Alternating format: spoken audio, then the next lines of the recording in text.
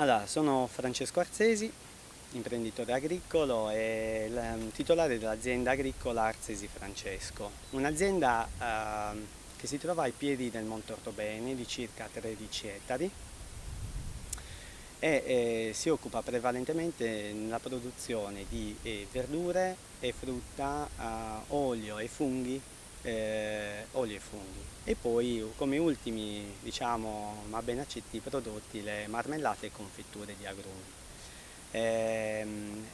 L'azienda è situata, come ho già anticipato, a piedi del Monte Ortobene, un monte molto caro ai nuoresi, storicamente parlando, insomma, e socialmente parlando, molto caro. È una quota tra i 350 e i 400 metri, è esposto verso nord-nord-est e si trova praticamente tra un incavo più o meno, su Nodu e su Passumalu e su Nodu e su Casteddu de Santo Tomeo.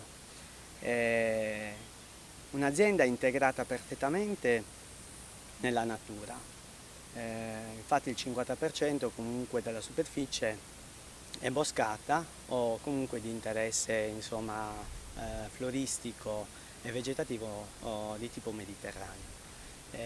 Infatti sono presenti molte sughere, lecci, ma soprattutto macchia alta, cisti, corbezzoli, mirti e così via.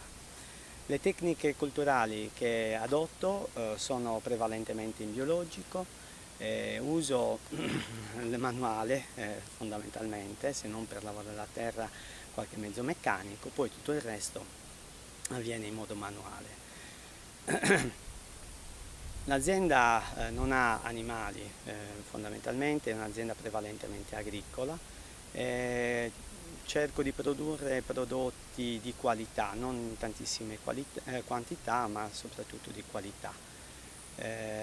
La frutta è prevalentemente data dagli agrumi, in primis sono soprattutto tarocco, Washington e limoni, qualche mandarino e arancio amaro.